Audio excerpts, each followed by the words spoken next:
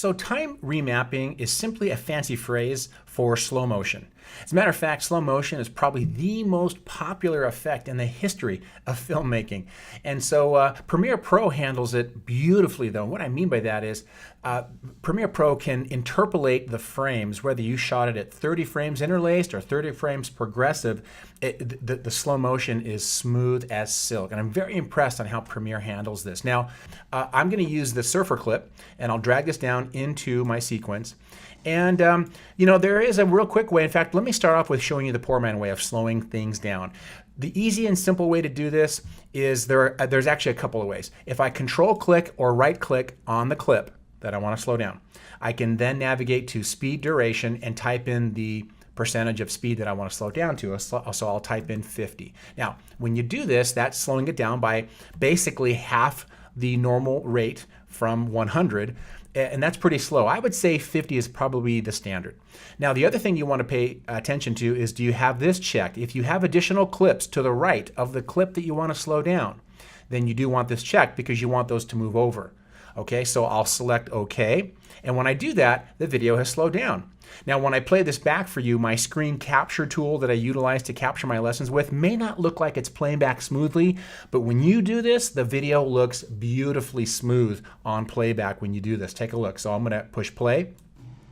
And as I'm watching this on my screen, it looks extremely smooth. Again, it may not look that smooth to you in this particular lesson because my screen capture utility may not have the ability to capture it and play it back for you in this lesson as smoothly as I can see it, which means if you try it on your computer, it'll look great. Just try it. It'll look wonderful. And I'm hoping that my capture software did it justice. But if it didn't, you're just going to have to trust me. But anyway, that's the poor man way of slowing down the video, which is really not a poor man way. It's just a basic way. Now, here's what happened though. Did you notice my audio also slowed down? And when you slow audio down, it sounds really slow. And you don't want to do that, right? You don't, unless you're shooting some kind of a horror movie or something, then you do want to slow the audio down or even speed it up depending on what you want. But I'm going to undo this, so I'll push Command Z. Just to protect the audio, I'm going to come over here and lock these tracks down. Okay. The other way to slow video down really quick is to grab this tool over here called the rate stretch. Mouse click on that, go to the edge and drag it out. And as you do that, you'll see the duration and then you'll see the percentage here. I kind of like being able to control click or right click on the clip and type in the actual percentage, because then you kind of have to guess as you're dragging this because you don't have any indicator there as to the percentage. But this is another way to slow stuff down as well. Okay, that works too. Not a bad way to go. I'm going to undo that and I'm going to put this tool away. The other way that I want to show you, which is a continuation of the poor man way, is I'd like to slow this down right when the surfer hits the top of the wave, right there. So I'll mouse click on the blade tool and then I'll add a cut by clicking. And then I'd like it to continue to go slow motion and maybe go back to normal speed as he's coming down the wave. So then I'll click there, and this middle part is the part that I want to slow down. Right? So the beginning is normal speed, slow motion, then normal speed. So let me get rid of that blade tool. I'll control click on that middle clip because that's where I want the slow motion to be, and I'll select speed duration and then I'll type in the percentage. I'll go to 50 again, and I'll leave this check because I want this other clip to move over to the right, and I'll select OK. Now I still have the issue of too much video, right? Because the audio is going to remain the same duration. So I'll just trim it. Just to trim it for now, I'll just trim it. Okay, so now when I play this back, I'll push play, and on my computer screen it looks really smooth. I'm hoping, again, my capture software that I use to record my lessons with is going to do it justice. If it doesn't, try it on your computer. You'll like it. So that's basically it. When you want to slow something down at a certain point, you cut and slow down this middle clip, and then you get that really cool slow motion effect right in the middle. Now, the challenge with this, real quick, is when I apply the slow motion right at that frame, as I play this back, it's boom, all of a sudden it's in slow motion. And then all of a sudden, boom, it goes back to normal speed, which in some cases is good. In the example of maybe the baseball bat hitting the baseball, boom, right at that split moment, you want the slow motion, and then maybe you go back to normal speed as the baseball bat goes over the shoulder. Well, the other method that I want to show you is that utilizes the time remapping tool. Kind of fixes this issue. In other words, it uses something that we call it ramps into the slow motion and then it ramps down out of the slow motion, which is kind of smooth. Basically, it kind of eases in and then eases out. So there's not one all of a sudden hit you in the face with a slow motion effect right when you go from one frame to the next. So let me show you how that works.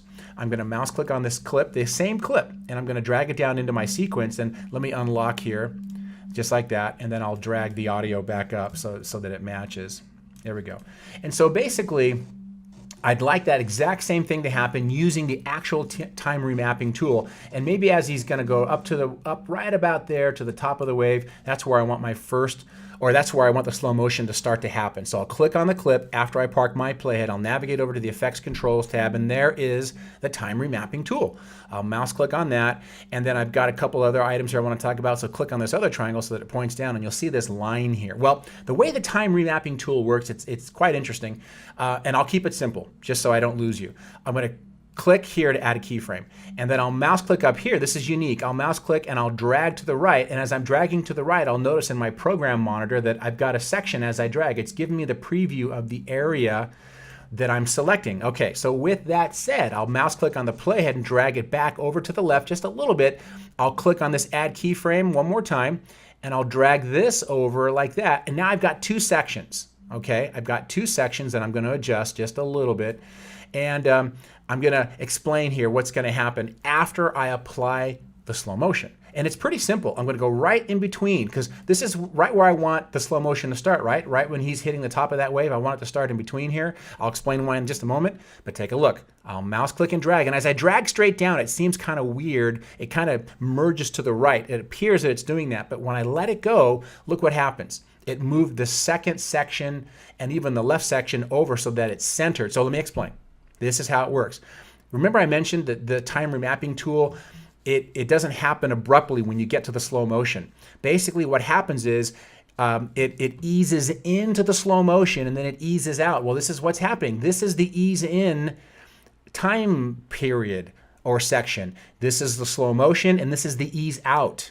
All right, so you're ramping into the slow motion here. As I as I mouse click and drag this playhead, or as I play it, this is the slow motion part, and this is the ramp down back to normal speed. So that makes sense to me, because then I can adjust that ramp period, right, by doing this. I can even drag this whole thing over to the right if I want, so that the slow motion is minimal and the ramp part of the slow motion is longer. The idea though is to just kind of experiment, and you're going to have to practice this one. So, but the beauty of this is the audio doesn't get affected. I don't have to cut things around or protect anything. The audio stays the same, although I do have the excess footage over here that I've got to still trim. But when I play this back, take a look. So I'll hit play over here. It starts to slow down. It goes really slow. Then it starts to ramp back up to normal speed. That is a beautiful thing. Wow. That is a very powerful tool. Again, this is going to require some practice. And I'm thinking and I'm hoping that what I just said about the, it's ramping up here into the slow motion. This is the slow motion section, and then it's ramping back down to normal speed here. I'm hoping that visual makes sense to you, because that's a great tool. Both of these methods are great. I'm certain you'll like both of these once you master both of these. The first one's a little bit easier to understand. You'll probably graduate toward that and then eventually get to this one where you're using the time remapping tool. But a lot of stuff we covered. I hope you learned a few things in this lesson, and you're now ready to move on to the next lesson.